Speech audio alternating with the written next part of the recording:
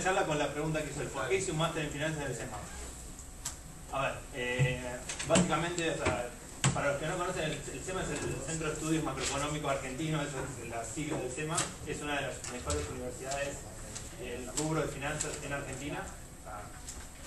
Y a ver, lo que vos tenés en el SEMA es una muy buena combinación. En primer lugar tenés un máster que dura 2 años, y no, o sea, también tenés la modalidad de 1 año, pero tienes la modalidad de 2 años que te permite por ahí trabajar y hacer una maestría al mismo tiempo sin volverte tan loco. Y en segundo lugar, el perfil del alumno que va al SEMA es completamente distinto del de San Andrés o del TELA. ¿Por qué? Porque vos en TELA tenés, o sea, o en San Andrés tenés, o sea, unos rangos de edad que, o sea, que están, a ver, la distribución está un poco más, o sea, alrededor de los 20 pico, estarían 23, 24, 25 años. Tenés, o sea, pibes que por ahí se graduaron y estuvieron trabajando 2 años, 3 años y volvieron después al no, pará, me das cuenta. ¿En 26, 27. No, en San Andrés. En San Andrés tenés por ahí muchos pibes que salió de la universidad, estuvo trabajando en el mercado un tiempo y dijo, bueno, me hago el máster, así tengo algo más para diferenciarme profesionalmente. En el SEMA tenés un promedio de edad más o menos de 30, 30 y pico de años. Entonces, con lo que te encontrás es que si vos querés desarrollar una carrera profesional en el mercado local, yo lo que veía era que me daba una red de contactos muy buena, dado que ya había hecho el grado en San Andrés, tenía chicos que estaban trabajando en posiciones más junior conmigo, tenía también una visión de, bueno, que sigue después, ¿no? O sea, pero de nuevo, si vos estás planteando por ahí un desarrollo de carrera más en el mercado internacional, el SEMA es muy limitado en ese sentido, pero el mercado local es muy fuerte, porque tenés un pibe que tiene, o sea, 35 años, la verdad que no tiene ganas de ver por qué Black & Scholes es Black & Scholes y llegar a toda la definición, pero quiere de alguna manera, o sea, tiene esa intuición de mercado y quiere darle un poco más de esquema práctico. Entonces, en ese sentido, a mí me sirvió mucho porque todavía tengo gente ahora que están por ahí en puestos gerenciales, en bancos locales, en aseguradoras, en lo que sea, y te permite tener una visión de ese mercado muy, muy buena. Pero eso, básicamente,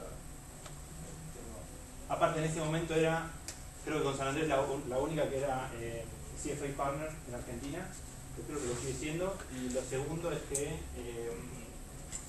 o sea, hacer San Andrés era como una escuelita. Sí, eso es por eso también. Bueno. ahorita una secundaria, ¿verdad? San Román.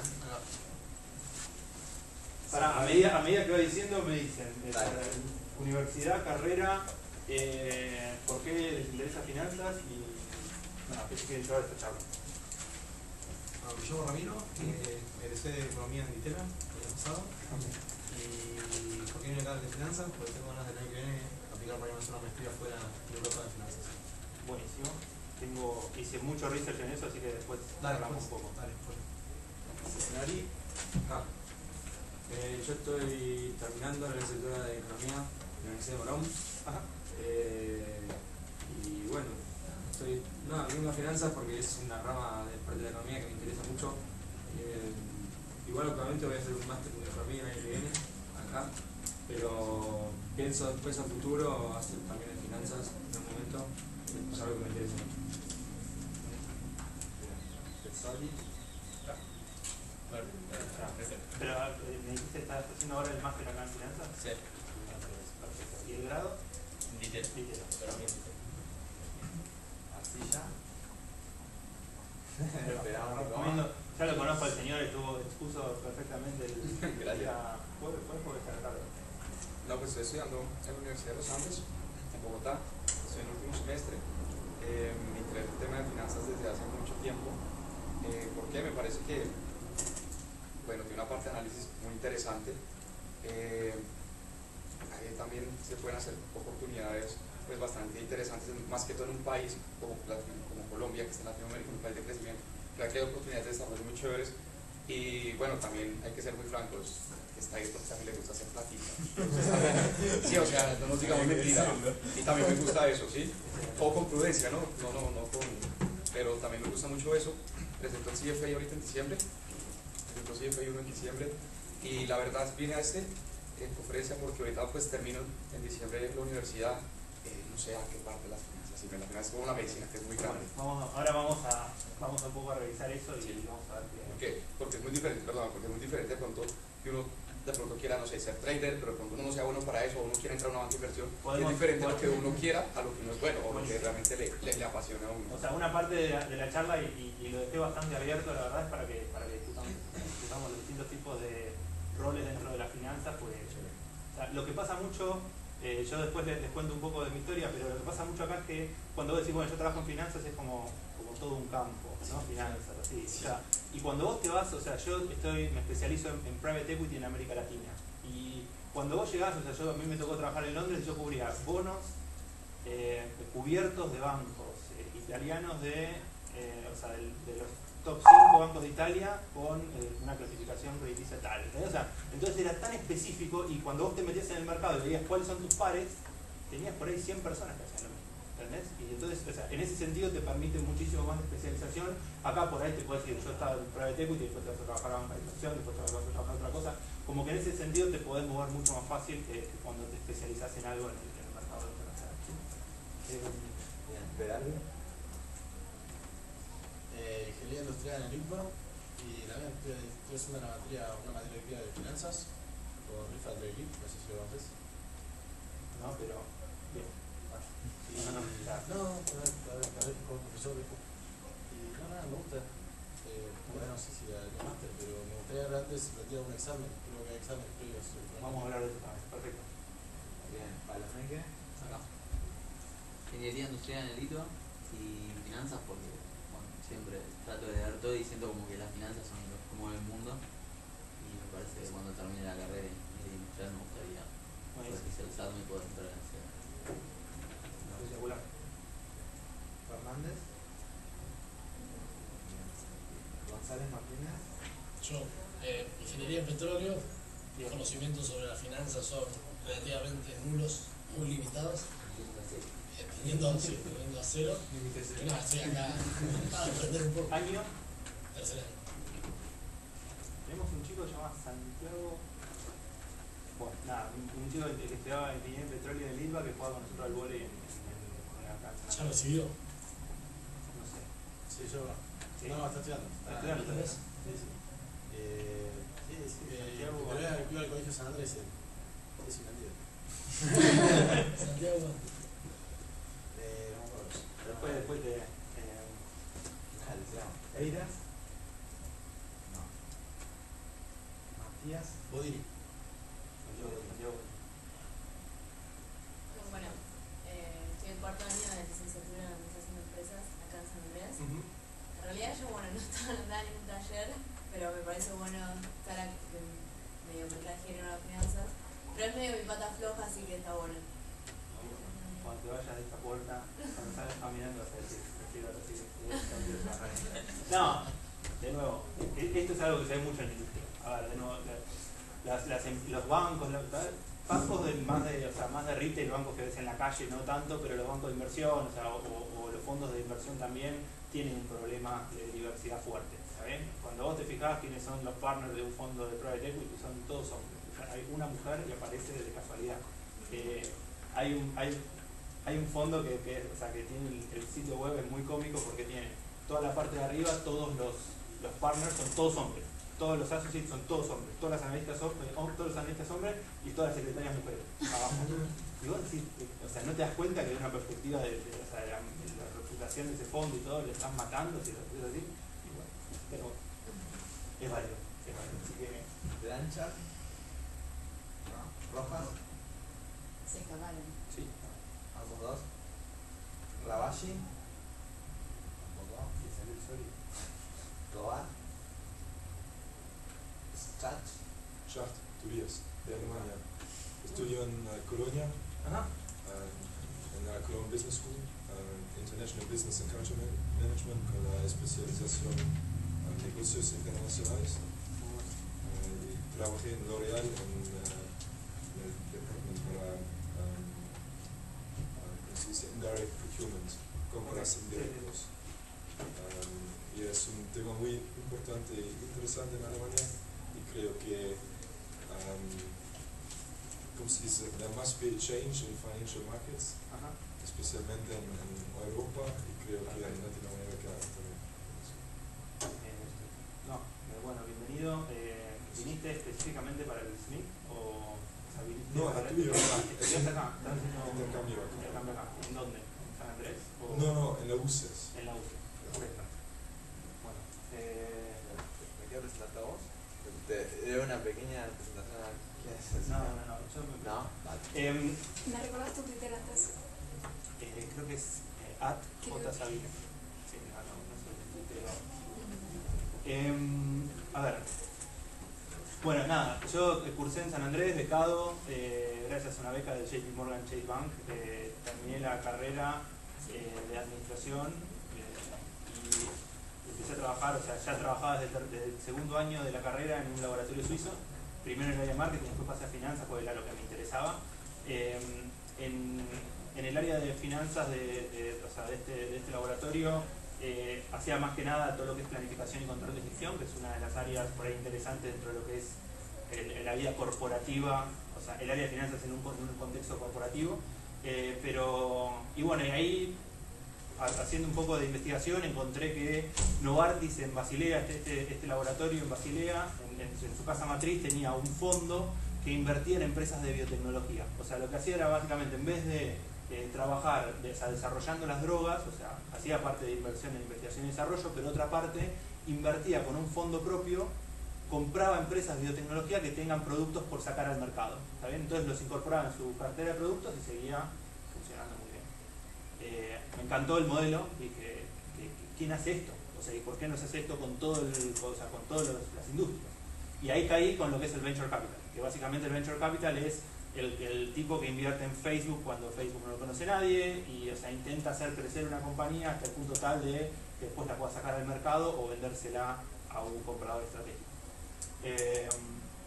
Entonces empecé a investigar sobre ese tema, encontré acá un fondo de Venture Capital en Argentina. En esa época, estamos hablando del 2008, había como un surgimiento de la industria de nuevo en Argentina.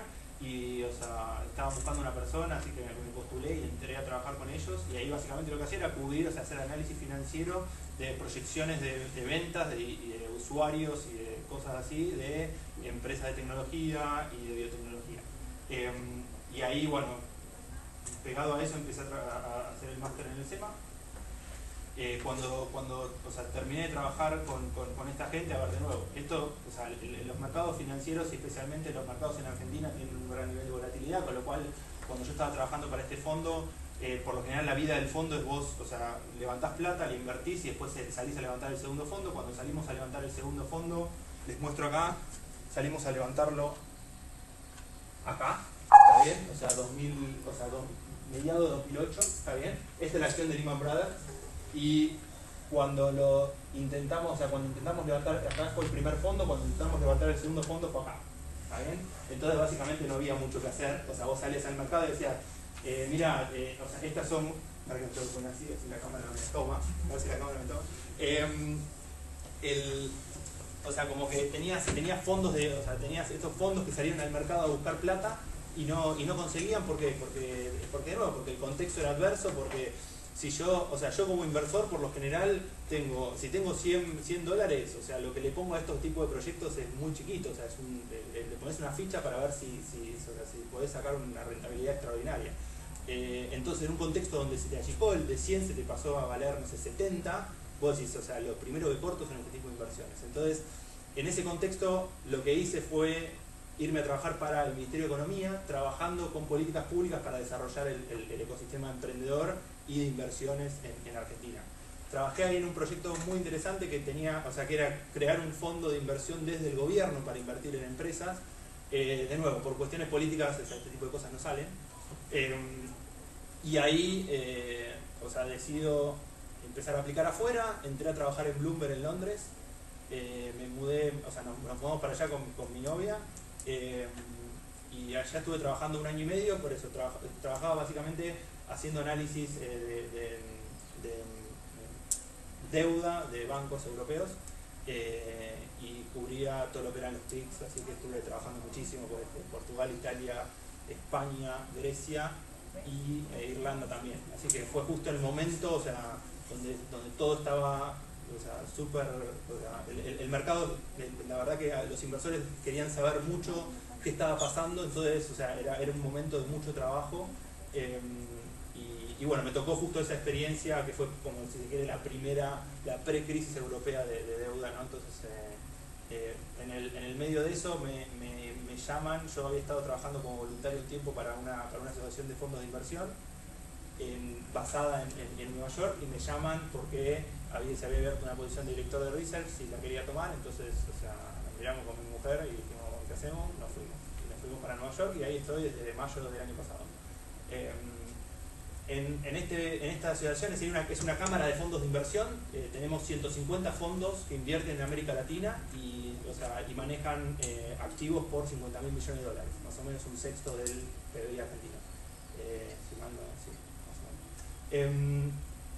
Y lo que hago ahí es, yo cubro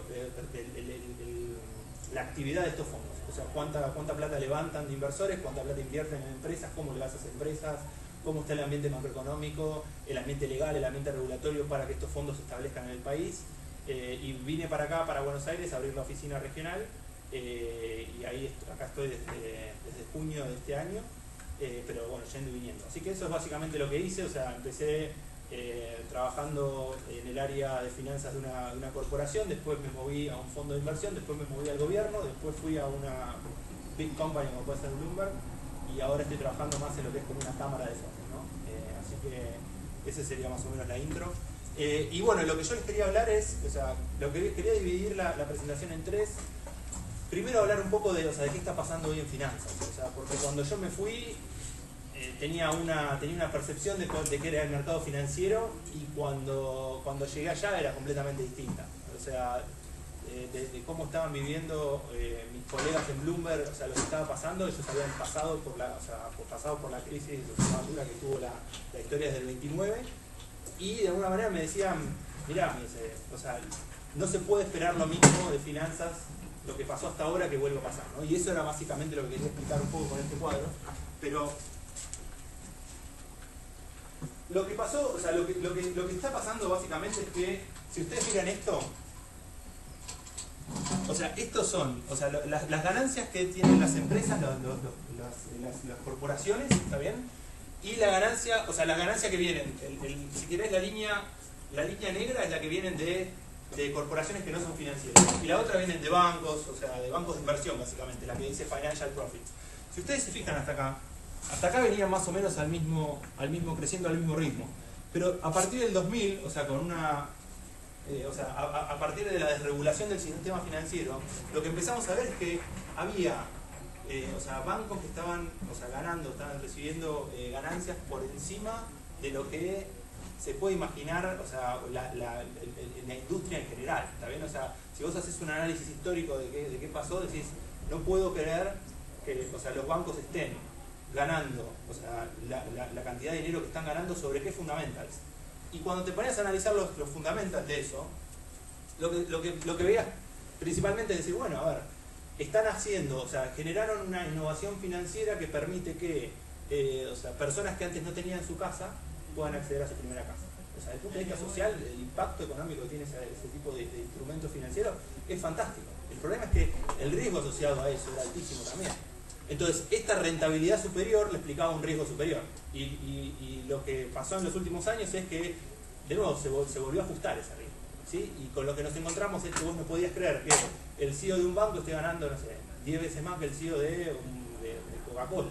¿Está bien? Entonces decís, pará, si en términos de responsabilidades tienen más o menos lo mismo. ¿Cómo puede ser que se pague tanta plata a un analista? A un analista le estaban pagando $140.000 por año. Un pibe de 23 años que se acaba de recibir. Entonces decís, pará, hay algo que está pasando, ¿está bien? O sea, y eso un poco te lleva a pensar y a decir, bueno, ¿qué es lo que estuvo pasando? Y lo que estuvo pasando es que el mercado, o sea, el comercio en general se pasaba mucho más por lo financiero y por las estructuras de innovación financiera que por lo que realmente valían los bienes y servicios. Y ahora estamos en un momento de desapalancamiento, de ajuste, de volver todo a converger a una línea, ¿sí? Y eso está afectando no solamente, no afecta solamente al mercado, sino a la reputación de estos bancos hacia el futuro. Y nosotros sentados acá diciendo, bueno, cuando yo me gradúe quiero ir a trabajar a un banco, no es lo mismo que decir, yo cuando me gradué quiero trabajar para un banco hace 5 años atrás, porque hace 5 años atrás vos decías, bueno, mira, Goldman Sachs, JP Morgan, Morgan Stanley, 3 bancos reconocidísimos. Yo voy a trabajar allá y si me eligieron es porque soy un genio, ¿está bien? Y si trabajo en estos bancos, o sea, la sociedad en general me lo valora. Dice, este tipo es un fuera de serie y por eso está trabajando en estos bancos. Hoy es distinto. Hoy cuando hablas con gente gente que trabaja en la industria, y, no te digo que no dicen que trabajan en los bancos, pero se cuidan mucho. O sea, hay un problema social asociado a los bancos, y eso lo están viendo los gobiernos, entonces están empezando a meter cada vez más regulación, ¿no? Entonces, trabajando un poco con eso, lo que estás viendo es que después del colapso de Lehman y de la crisis, cuando arrancó la crisis en septiembre de 2008, la industria financiera entró en la agenda de las políticas públicas, ¿está bien? Y cuando entra en la agenda de las políticas públicas se empezaron con una batería de regulaciones que lo que intentan es reducir el área, el espectro que tiene un banco para moverse y para realizar esas inversiones a discreción, ¿sí? Este tipo de regulaciones implementadas, de alguna manera, lo que generan son más costos de transacción para la gente, ¿sí? Porque si yo necesito tener más transparencia, necesito reportar todo lo que hago. Si yo reporto todo lo que hago, necesito tiempo para hacer esos reportes, necesito gente, necesito recursos, ¿está bien? Entonces todo esto está de alguna manera bajando los niveles de ganancias que estábamos viendo antes, ¿sí? Y si vos te pones a pensar, ¿por qué el gobierno interviene en los bancos? ¿Por qué? Si vos te fijás, estos son todos los depósitos de Estados Unidos. Los 5 bancos principales tienen el 40% de esos depósitos, ¿sí? Entonces es grande el problema. O sea, si uno de estos bancos falla, lo que significa es que falla el sistema. Es por eso que dicen too big to fail, porque en algún punto lo que te encontrás son bancos que tienen una estructura y tienen un poder en el mercado, que si vos haces caer a uno, el riesgo sistémico es muy alto, ¿sí? Entonces, de nuevo, la regulación hoy viene corriendo de atrás a los bancos. Pero no es solamente la regulación la que corre a los bancos, sino también el impacto social que estos bancos generan, ¿sí? Entonces, si lo miramos más desde un punto de vista de, bueno, ¿qué pasó después? Después de eso vino una batería de regulaciones. Vino la Dodd-Frank en Estados Unidos, vino todas las nuevas reglas de Basilea en Europa, ¿sí? Y esas regulaciones, lo único que abogaban es por más transparencia en el mercado. Queremos saber cada cosa que ustedes invierten, en qué la invierten. ¿Por qué? Porque en definitiva son los depósitos de los ahorristas. Queremos saber cada inversión que hacen, el riesgo que tiene asociado, y queremos saber qué hay en esos productos derivados que estuvieron invirtiendo por años y que no sabían que estaba dentro, porque era un empaquetado de distintos tipos de productos, con distintos riesgos, con distintos perfiles de rentabilidad. Entonces eso está generando hoy que haya mucha más transparencia, o que se busque mucha más transparencia en el banco, ¿sí? Entonces cuando yo me pienso una carrera en finanzas y me siento ahí, digo, bueno, pará, si hay una beta, por ahí el perfil que se está requiriendo hoy es más de risk management, no es tanto de evaluación o de análisis financiero, ¿está bien? Lo que buscan los bancos no es tanto gente que analice compañías, sino gente que analice cuánto podés perder si te sale mal una inversión, ¿no? Entonces, de nuevo, toda la parte de risk management, yo cuando llegué a Londres, que estaba ahí, había entrado a trabajar y estaba un poco buscando, te encontrabas con que muchas de las búsquedas iban por ese lado, iban por el lado de, administración de riesgo. Y buscaban ahí ingenieros, obviamente gente con un perfil más matemático que una administradora de empresa chanta salida. Pero bueno, en ese punto, con lo que te encontrás es, ese costo de transacción que vos ves en los mercados, ¿sí? Se traduce en pérdida, en menores ganancias. ¿Está bien? Y acá obviamente ahora salieron todos los economistas a analizar el impacto que las nuevas regulaciones están generando en los bancos, y si vos te fijas cómo cambió esto, vos lo podés ver de dos lados. Desde el punto de vista financiero, acá lo ves, cambió con que la rentabilidad de estos bancos, que tenían una rentabilidad de 30% por 5 años, hoy tienen una rentabilidad del 6, y pico, ¿está bien? Entonces toda esa batería de regulaciones impactó a la industria financiera, es que no tienen tanta flexibilidad para hacer lo que venían haciendo, sumado a que el negocio que venían haciendo ya no existe más, ¿sí? Porque estalló por el aire. Entonces, lo que ves acá, por ejemplo, es todos los tipos, las distintas regulaciones, cómo se van implementando. Entonces, si vos tenías una rentabilidad del 20% al principio del periodo, hoy estarías terminando en 7% si te aplican todas las regulaciones. ¿Tá? Ese es el impacto desde el punto de vista de lo que le duele al banquero, de que le saquen la plata. ¿Tá? Pero de nuevo, la codicia sigue estando. ¿Sí? Entonces, con lo que nos encontramos ahora, que por eso se hizo también tan público el tema de la industria bancaria como un tema de Estado, es que después de esto, si vos decís, bueno, ¿cambió algo desde el punto de vista financiero? Sí, porque los bancos están ganando menos plata que antes. ¿Cambió algo desde el punto de vista de cómo los bancos actúan? O sea, la crisis internacional explicó a los bancos algo sobre cómo actuar bien, sobre el impacto que estaban teniendo en la sociedad. Y si vos te fijas, JP Morgan era el único banco, si querés, de la crisis financiera que empezó a deshacerse de sus activos tóxicos antes de la crisis. ¿Sí? Entonces, llegado el momento, fue el banco menos impactado por todo, fue el que salió más sanito. ¿Sí? Desde el punto de vista de los balances, pero también desde el punto de vista reputacional. Pasados 3 años, lo que te encontrás es que en junio de este año, esto es bastante nuevo, JP Morgan perdió 5.8 billions, o sea, 5.800 millones de dólares en trading, en invertir en cosas que por ahí eran muy riesgosas para la posición que estaban tomando ellos. ¿Está bien? Entonces, de nuevo, el tipo que se sentaba, que es el CIO, que creo que terminó renunciando, el Chief Investment Officer, que estaba sentado en la oficina de Nueva York, dijo, vamos para aquel lado, invertamos en esto que da una rentabilidad gigante. De nuevo, nadie midió el riesgo. Y el riesgo es que un banco, que era un banco sano, que era un banco con una buena reputación, de repente es tapa de los diarios. ¿Por qué? Porque perdió 5.8 mil millones de dólares. ¿Está bien? Y si volvés para atrás, este tipo, Jamie Dimon, era el genio del universo. O sea, es el CEO de JP Morgan, era la persona que decía, este tipo capeó la crisis. Y se puso en sus hombros a la mejor empresa, el mejor banco de Estados Unidos, y lo hizo pasar a lo largo de la crisis. Si te fijas acá, tuvo que salir a decir que, acá dice como, estas transacciones no violaron la Volcker Rule, que es la regla que regula esto, pero sí violaron el Diamond Principle, que es como su principio de inversión. ¿Está bien? Entonces, de nuevo, tenés a los bancos todo el tiempo en la plana de los diarios haciendo cagadas. Y ese es el punto. ¿Tá? Entonces decís, bueno, entonces la regulación impacta sobre lo que más duele, sobre el bolsillo, pero no le impacta sobre la reputación, porque de nuevo, acá lo que tenés, Barclays salió hace un par de meses a decir, junio de 2012, a pagar 453 millones de dólares. ¿Por qué? Y porque los tipos habían estado operando con otros 16 bancos, que son bancos chicos, mira, está el Patagonia, Bank of America, JP Morgan, Citigroup, bancos gigantes. Y estaban operando sobre la LIBOR. La LIBOR es la tasa que se fija en Londres para los préstamos interbancarios. ¿Sí? Y no solamente eso, sino que es la tasa de base que se usa para todos los contratos derivados. Entonces, si vos manipulás la LIBOR, manipulás todo el sistema financiero desde el punto de vista de los derivados y desde el punto de vista de la tasa a la que se prestan los bancos.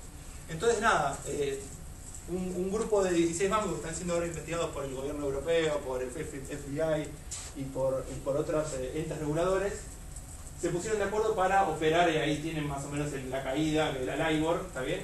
Y eso está generando hoy una cuestión política. Entonces, en el medio de la campaña norteamericana, hoy hay todo un tema alrededor de esto, ¿sí? Y es un tema interesantísimo, ¿por qué? Porque si a ustedes les toca trabajar en eso, es lo mismo que le tocara trabajar de cajero en el medio del 2001, ¿sí? Ustedes son buenos pibes, salieron de acá, se prepararon, trabajaron, pero estás en un contexto en el cual todo el mundo te odia por algo que vos, por eso es parte de ese sistema, no es que sos el encargado de tomar esas decisiones. ¿Está bien?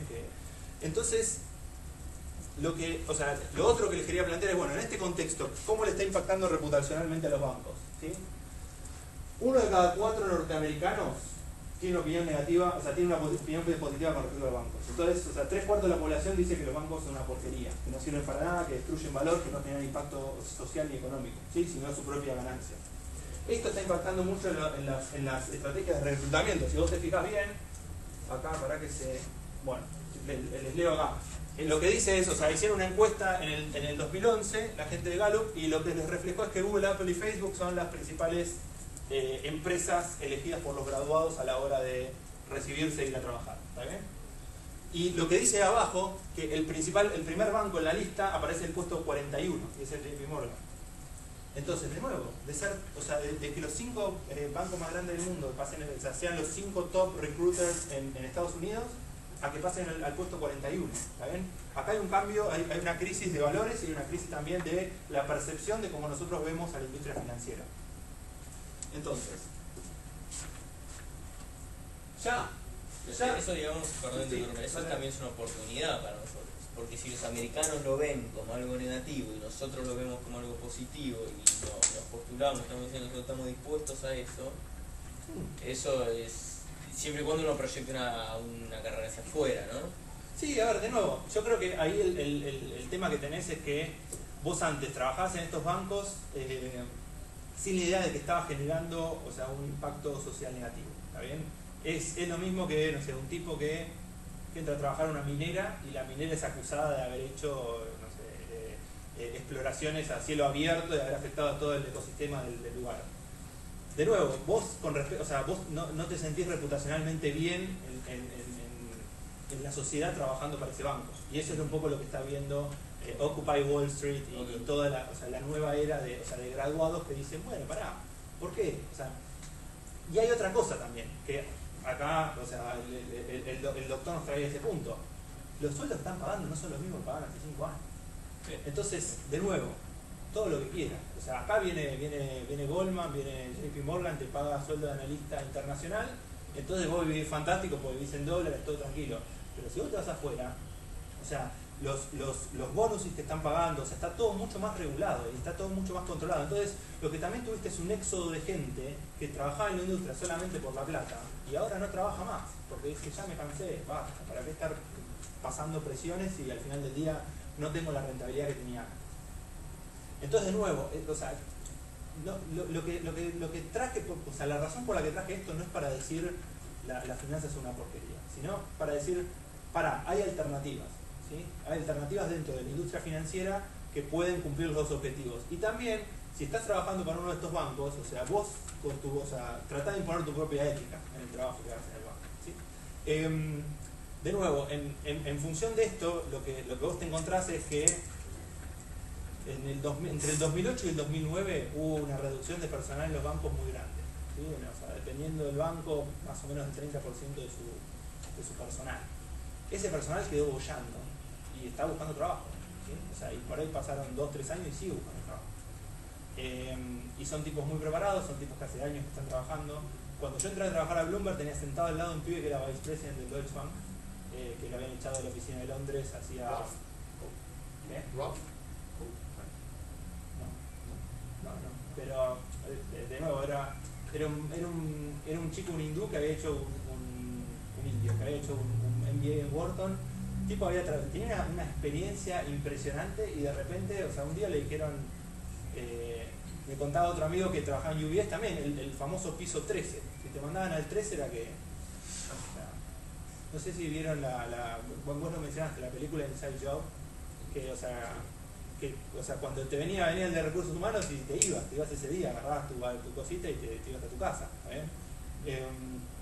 Entonces hubo mucha gente que quedó golpeada, la famosa ¿cómo se dice? Como camada perdida de los MBAs, o sea, MBAs que se graduaron en esa época. Yo tenía otro amigo mío, un peruano, que había estudiado, había hecho un MBA en Estados Unidos y después cuando fue a buscar trabajo, estuvo en Estados Unidos buscando trabajo 1 año y medio, después se terminó la visa, se tuvo que ir a Londres y en Londres consiguió trabajo recién a los 2 años y algo que no tenía cero interés en desarrollar. Entonces, de nuevo, me parece que, o sea, hay mucha gente todavía, o sea, buscando, o sea, reinsertarse en el mercado de nuevo, pero hay una oportunidad también. Y esa oportunidad creo que tiene que ver, y por eso después me quería poner un poco más en cómo lo hacemos posible eso, ¿saben? Cómo ustedes salen de acá y se pueden meter a trabajar en la industria financiera desde ahora, ¿sí? Yo veo varias oportunidades, pero en primer lugar veo el tema de que obviamente las posiciones que limpiaron son todas posiciones, o sea, gerencias medias. Con lo cual vos entrando recién a trabajar, en todo momento estoy tomando un supuesto de que la industria financiera de la que estamos hablando ahora son los bancos. Después vamos a hablar de otro tipo de trabajos en finanzas. Pero en los bancos básicamente lo que tuviste fue una reducción de personal a nivel medio y eso generó que todas las líneas bajas, que eran las líneas baratas, si querés, del banco, se movieran para arriba y genera oportunidades para analistas, ¿sí? Y lo segundo son los mercados emergentes. O sea, los mercados emergentes explican el crecimiento, o sea, explicaron el crecimiento económico, o sea, de los últimos años, explican la rentabilidad de los bancos de los últimos años. Si vos tomás los balances de, no sé, analizás el BBVA o Santander Río, o sea, esos son bancos que tenían una fuerte exposición en Europa, especialmente en España, y una fuerte exposición en América Latina. Y las rentabilidades vinieron de América Latina. Entonces, de nuevo, ahora se están deshaciendo de activos para poder pagar deudas en Europa, pero si vos lo pensás desde el punto de vista sistémico, de decir, bueno, ¿qué está pasando? O sea, nosotros como asociación de fondos, o sea, lo que yo trabajo, cuando nosotros tenemos más o menos la idea del timing de mercado de cuando se cierra un fondo. O sea, cuando un grupo de fund managers levanta un nuevo fondo, por lo general, como no sé, reciben un mandato de 100 palos para invertir, toman gente para que trabaje con ellos en los fondos. Entonces, muchos de los chicos que están haciendo MBAs en Estados Unidos nos contactan todo el tiempo interesados en, bueno, qué posibilidades de trabajo hay allá. Y cuando vos te pones a ver eso, hay un cambio de paradigma muy fuerte, porque el argentino, el chileno, el brasilero especialmente, el colombiano, que se iban a hacer un MBA afuera, la idea era quedarse afuera. O sea, para un argentino pensar que vos trabajando en Argentina podías repagar un MBA $150.000, ni loco. Entonces, cuando ahora lo ves, la idea cambia. O sea, el argentino se va afuera, pero está totalmente abierto a realocarse en Brasil. Porque en Brasil el mercado está mejor, porque o sea, los sueldos son mejores y porque también tenés una expertise que te permite diferenciarse del resto, ¿sí? O sea, el hecho de ser latinoamericano no lo subestimen, o sea, no es algo malo, es al contrario, es algo que vos conocés cómo se hacen los negocios en esos países. Entonces, hay ahí también un cambio de paradigma y llegamos ya al extremo de que el otro día me junté con dos chicas, una rumana y una americana, que están acá haciendo una pasantía, están estudiando en Wharton, están haciendo una pasantía acá porque si quieren venir a trabajar acá o a algún país de América Latina cuando se reciban. Entonces, de nuevo, yo creo que eso nos lleva un poco a pensar esto, ¿no? A pensar, bueno,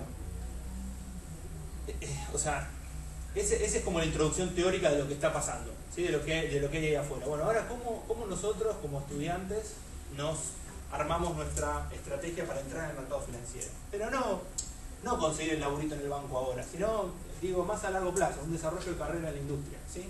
Y creo que tiene que ver con que, o sea, primero esto, de plantearse un perfil más regional, de empezar a entender cómo son los otros países de la región, qué están haciendo, por qué momento están pasando, ¿sí? Y empezar a entender también las coyunturas de esos países. ¿Por qué? Porque lo más probable es que si vos trabajás en un grupo internacional basado en Argentina, estés viajando por la región todo el tiempo, ¿sí? Yo trabajo en una asociación regional y el martes me voy a Miami a una charla, después me voy la semana siguiente a Bogotá. Estás todo el tiempo en contacto con gente y tenés que ir, o sea, tenés que viajar y tenés que conocer cuál es, desde la cultura de esa gente hasta cómo le está yendo la economía.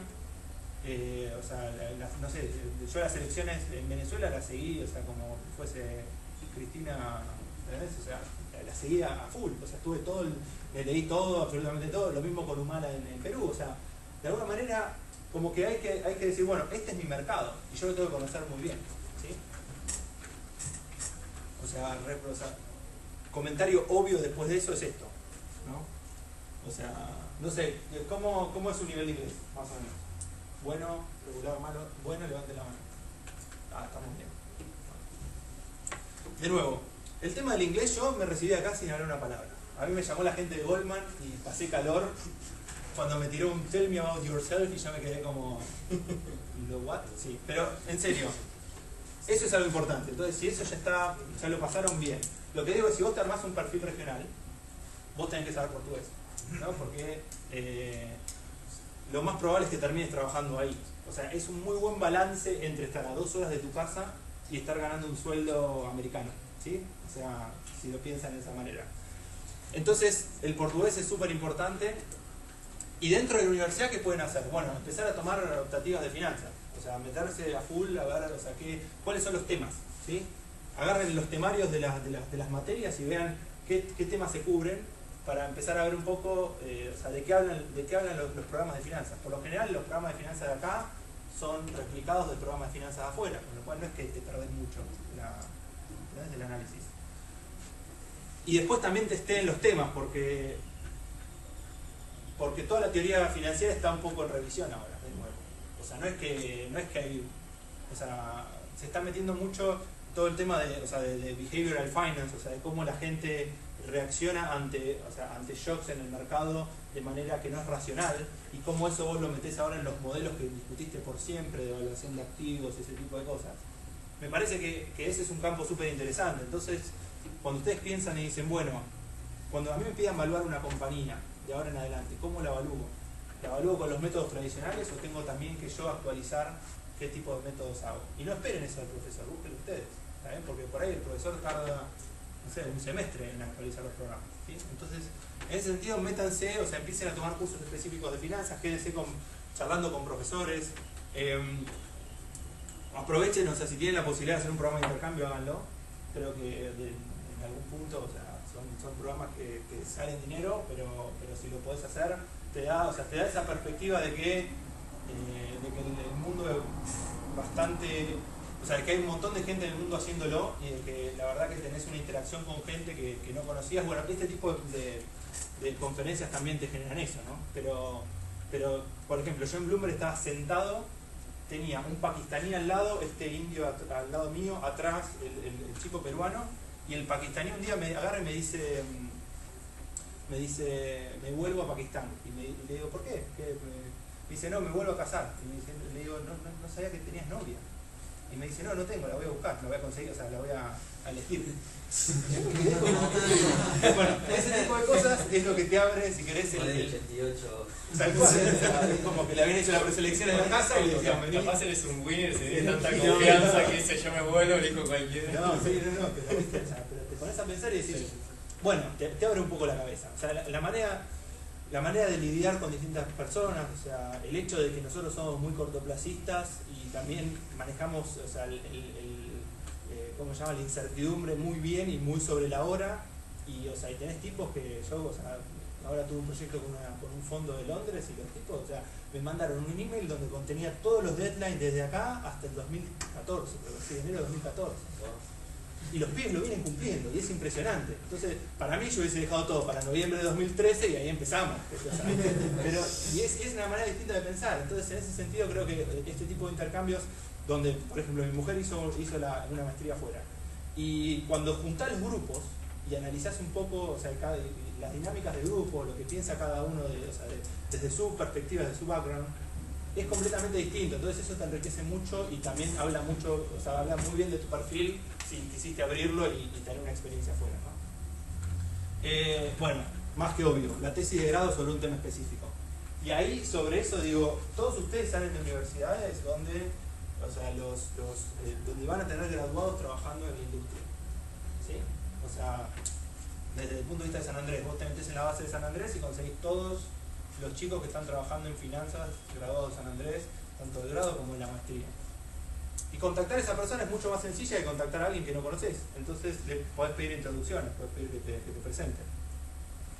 Entonces, para plantear por ahí un proyecto de tesis, o mismo para plantear una duda con respecto a un mercado específico que querés especializarte o te interesa conocer un poco más, me parece que aprovechar el network, aprovechar la red de graduados es súper interesante, ¿sí?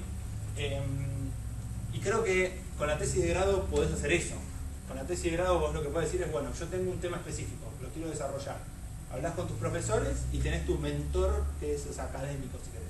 Y después salís y vas a buscar un mentor que no es académico. Un mentor que es un practitioner con el que te vas a juntar 3 o 4 veces, y por ahí a la tercera vez que te juntás te dice, y vos contame, ¿qué tenés ganas de hacer? Entonces vos le contás un poco y después si sale una oportunidad laboral te van a llamar.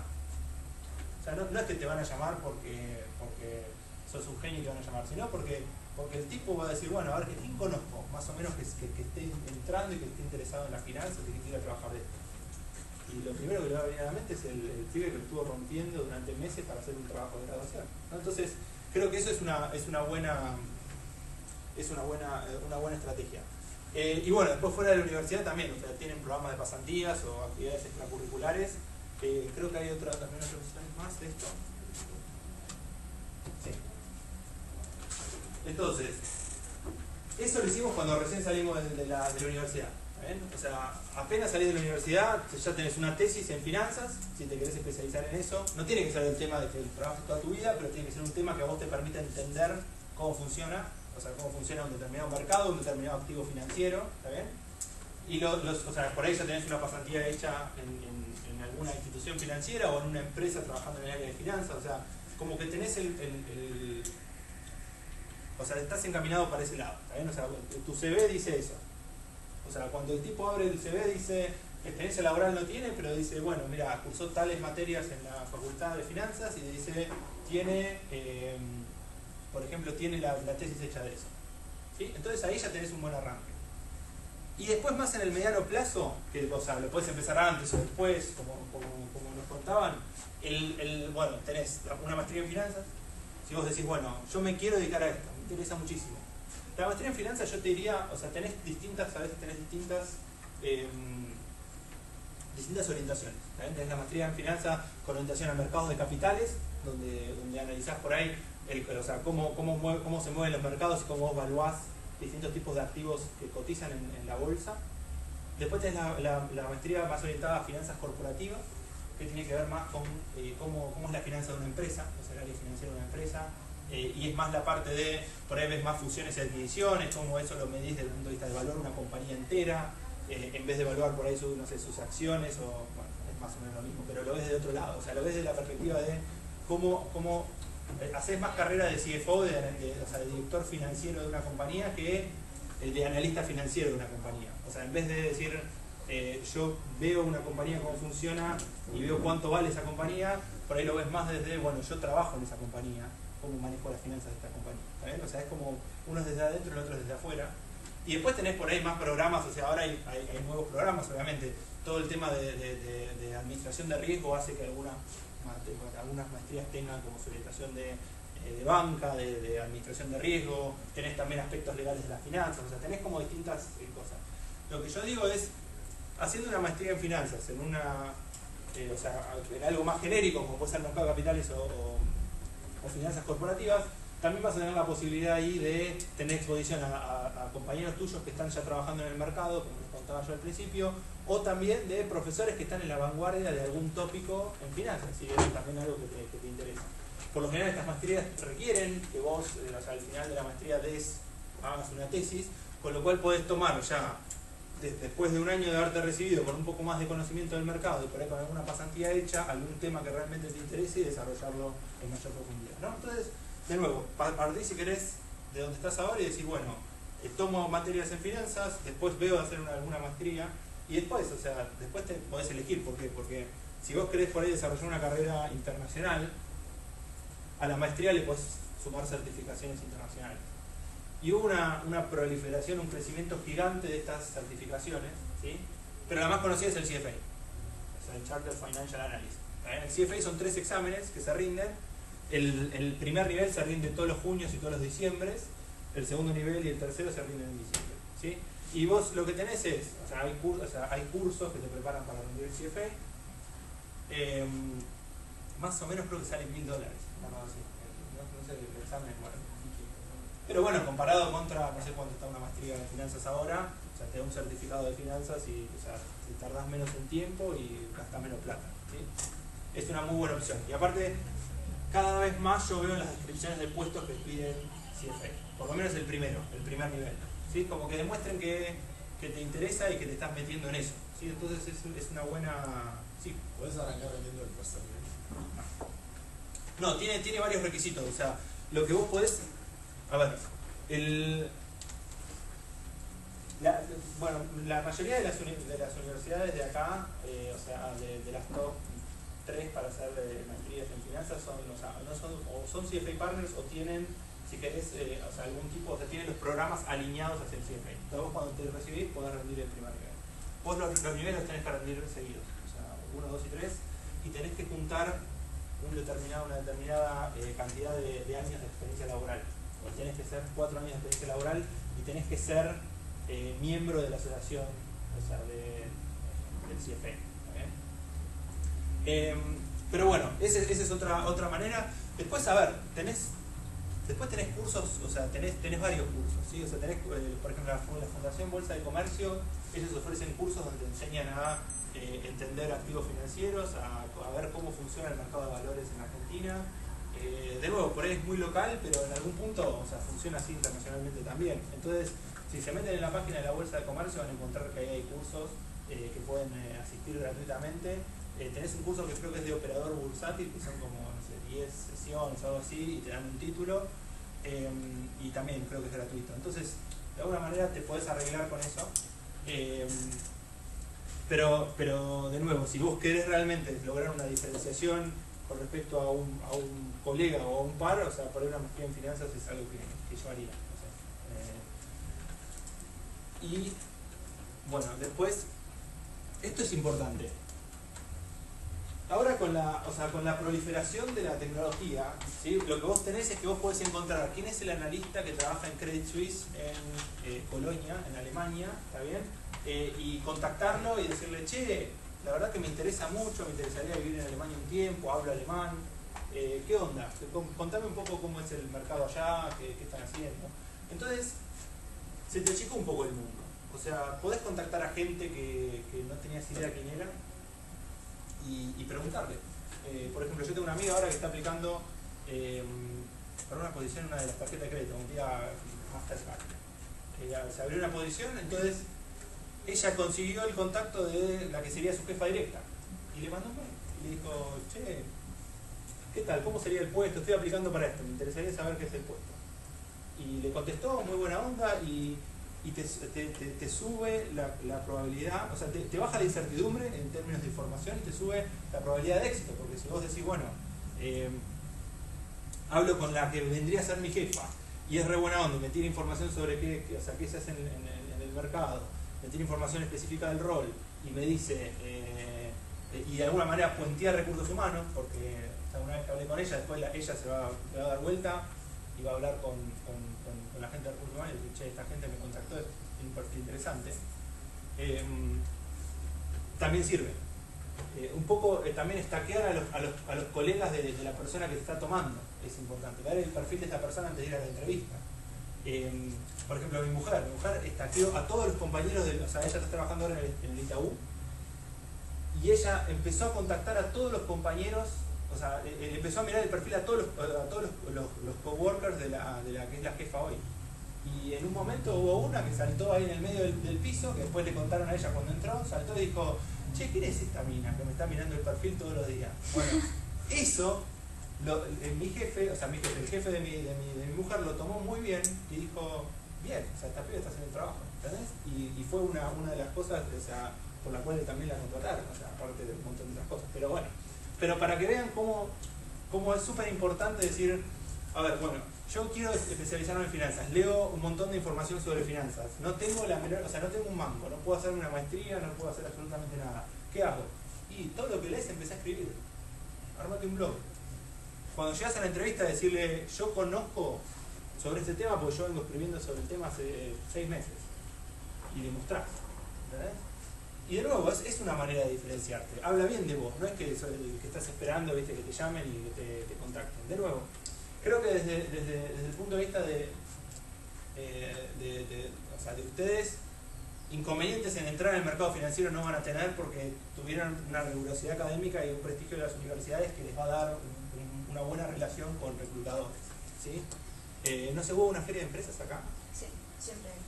Por eso, o sea, lo que tienen de bueno, o sea, las universidades a las que están leyendo es que tienen muy buen contacto con los reclutadores. Entonces, en ese sentido, como que rompieron ahí un poco la barrera. Lamentablemente no tenemos a nadie de la U acá. Me gustaría saber cómo es ahí los procesos de selección. Pero creo que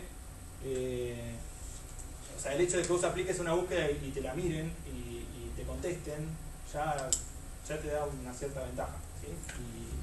Y eso, o sea, para los que no son de Argentina, tiene un buen posicionamiento tanto esta universidad como las universidades que me fueron mencionando a la hora de decir, bueno, me quiero especializar en finanzas, ¿está bien? Pero bueno, eso, no sé si alguno tiene alguna consulta hasta ahora.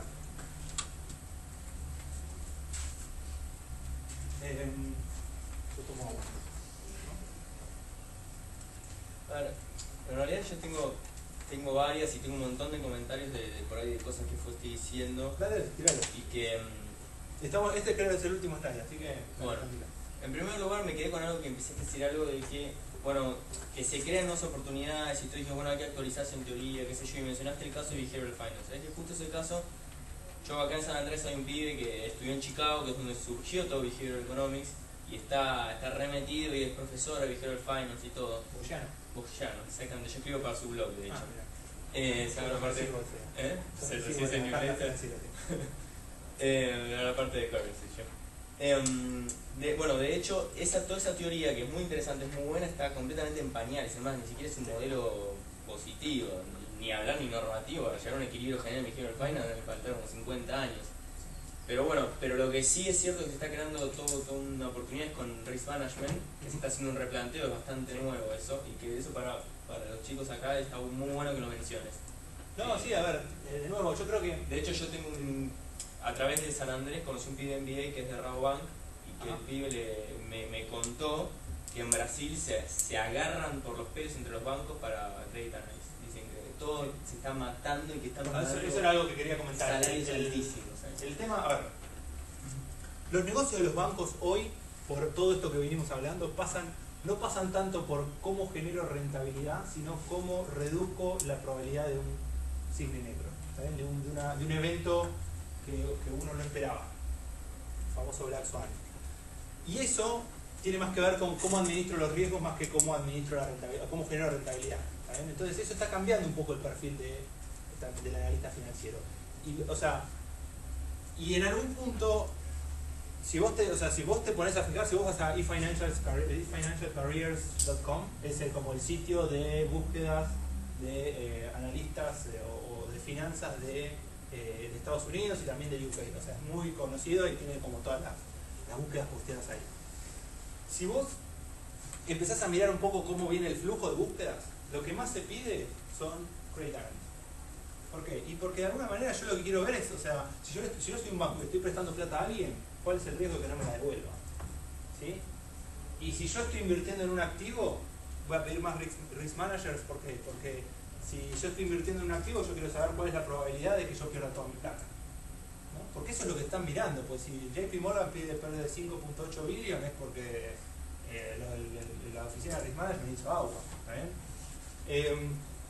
Y respecto a lo último, creo que tiene que ver con esto.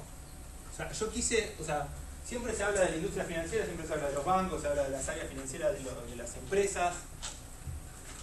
Muy poco se habla de gobierno y de organismos multilaterales, y muy poco se habla de academia de investigación. Y creo que es un área, es un campo que ha estado repleto de físicos, matemáticos y ese tipo de perfiles que dijeron: me estoy cagando de hambre haciendo matemática, me voy a hacer un PhD en finanzas y empiezo a armar modelos.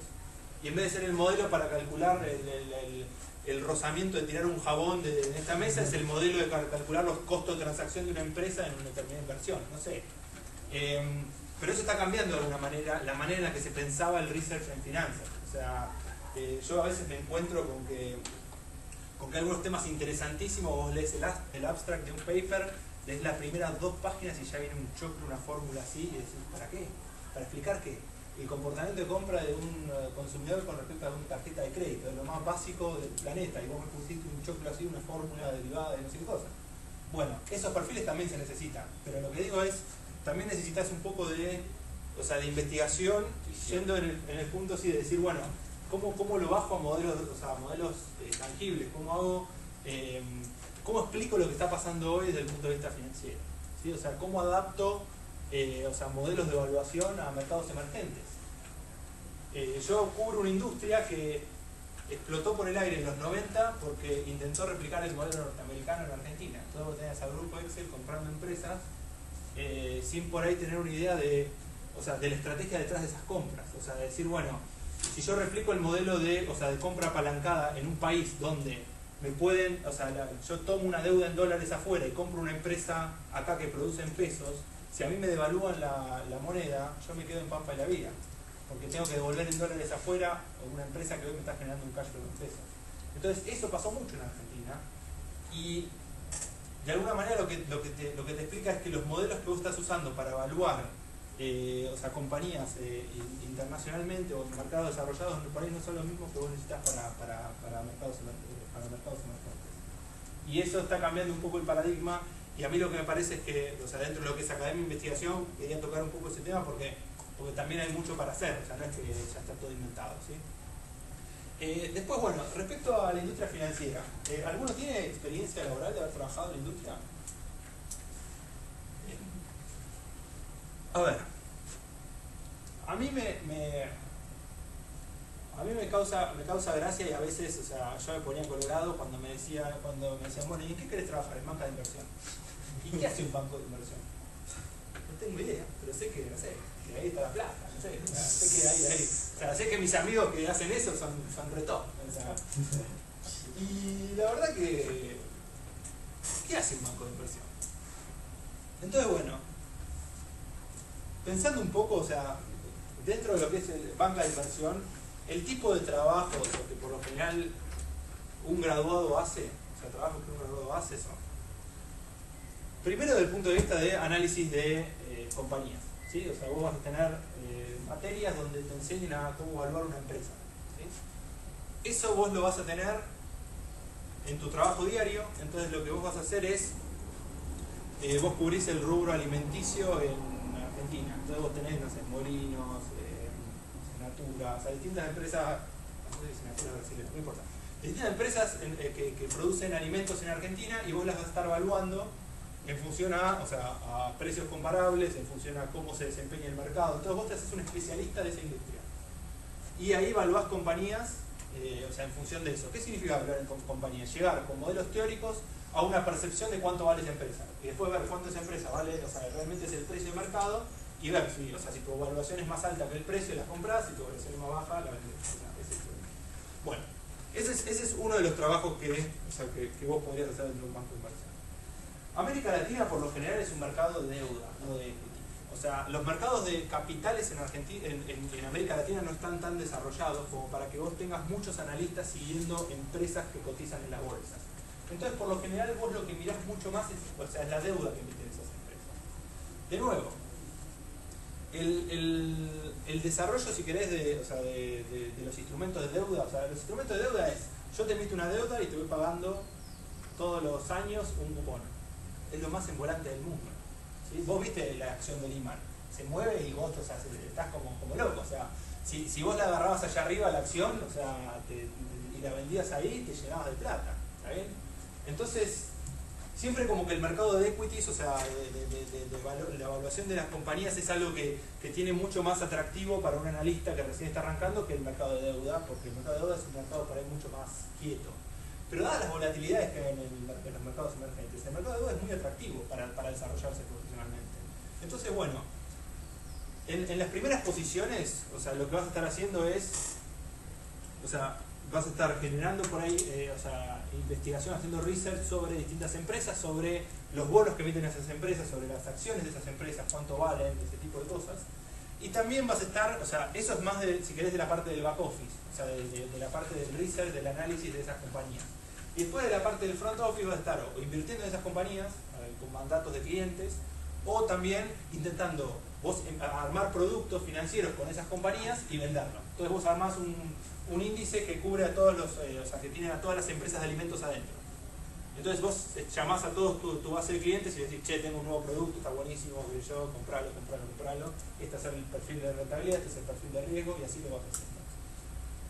Hasta ahí todo bárbaro, ¿sí? O sea, vos vas con camisa con gemelos, o sea, tenés tu trajecito, vas ahí, o sea, te estás en el banco, todo fantástico, trabajás muchísimas horas. Tiene un downside esto, o sea, no es que es todo fantástico. O sea, te la pasás laburando, ¿sí? O sea, sí, o sea, el estándar son 100 horas semanales. Entonces, de nuevo, o sea, yo también lo que quería hacer un poco es eliminar el famoso efecto Facebook de la profesión, ¿sí? Porque genera mucho desencanto. ¿Qué es el efecto Facebook? El efecto Facebook es, yo tengo amigos banqueros de inversión viviendo en Londres, y cuando yo estaba con ellos allá, decía, bueno, che, ¿vamos a tomar algo? Sí, dale, vamos a tomar algo. ¿Vamos a comer? Dale, vamos a comer. vamos al boliche, dale, vamos al boliche. Estábamos al boliche 3 de la mañana y decían en la famosa lucecita roja en el BlackBerry, me vuelvo a la oficina. Sábado, es sábado, Master, ¿qué haces en la BlackBerry? No, que tengo que terminar algo, que lo tengo que entrar el lunes. ¿Está bien? ¿Vos qué viste en el Facebook desde Argentina?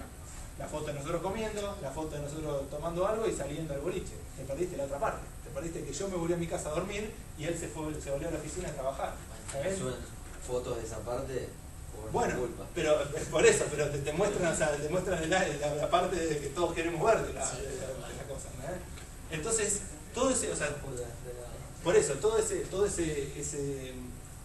encanto y ese halo de magia que hay alrededor de la profesión, yo lo que te digo es, existe y está buenísimo, y la verdad trabajar para un banco de inversión o sea, grande y reconocido te da es como una escuelita y te da un desarrollo de carrera que es fantástico, o sea que vos después podés comportarte en distintos mercados con una rigurosidad impresionante, pero también tiene un downside, y es que, o sea, no ve la luz, te vas a quedar ahí hasta tarde, ¿sí? Después algo que está... ¿Para cuántos años? Bueno, ese es otro tema, porque el mercado como que te va convenciendo de que te quedes, ¿no? Es como que vos decís, bueno, lo hago 2 añitos y me voy. Mentira, al segundo añito ya, viste, o sea, tiene como estatus y costos asociados a eso, ¿no? Entonces vos cuando estás en un grupo donde se mueven en un determinado círculo, donde consumen de una determinada manera, donde si no lo seguís por ahí te miran mal, bajarte de eso y decir, bueno, listo, acá ya estoy. O sea, colgué los botines, como decimos en Argentina, y me voy. O sea, me voy a otra industria, me voy a trabajar en microcréditos en Venezuela. Ahí ya te vas del mercado, ¿entendés? O sea, entonces, como que genera mucha presión y mucha presión del grupo para que vos sigas. No, pero los planes de carrera de JP, de Goldman, entonces estás 2-3 años y después te pagan el MBA afuera. No, esos son los planes de desarrollo de consultoras. No, y de JP Morgan también. La semana pasada estuvo en Ditena y lo presentó. Así dijo, sí, me puse a hablar. Debe ser nuevo, no sé, ya a mí también me sorprendió, porque las consultoras son así.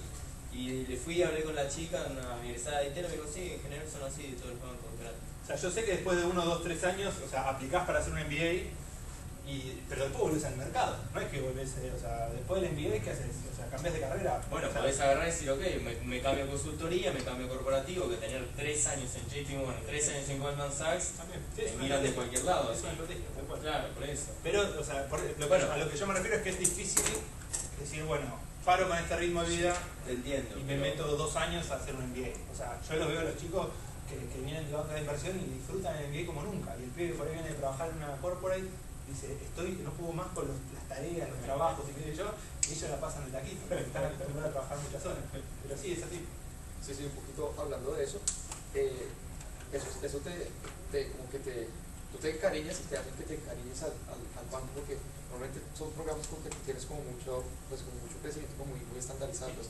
Empiezas a analizar los 2 años y a los 3 años te ofrecen una posición mejor, donde vas a hacer cosas nuevas, mayor en posición ya, y pasas, pues, no sé, asociado, director, no sé qué, entonces también eso te amarra. Y lo que tú dices es muy cierto, es tal cual pasa en Colombia.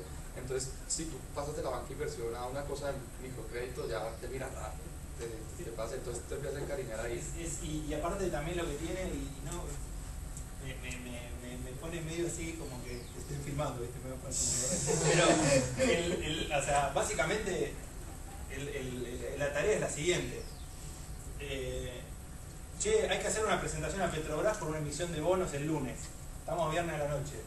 Bueno, llamale al associate y pasarle el quilombo. Pumba. Va todo al associate.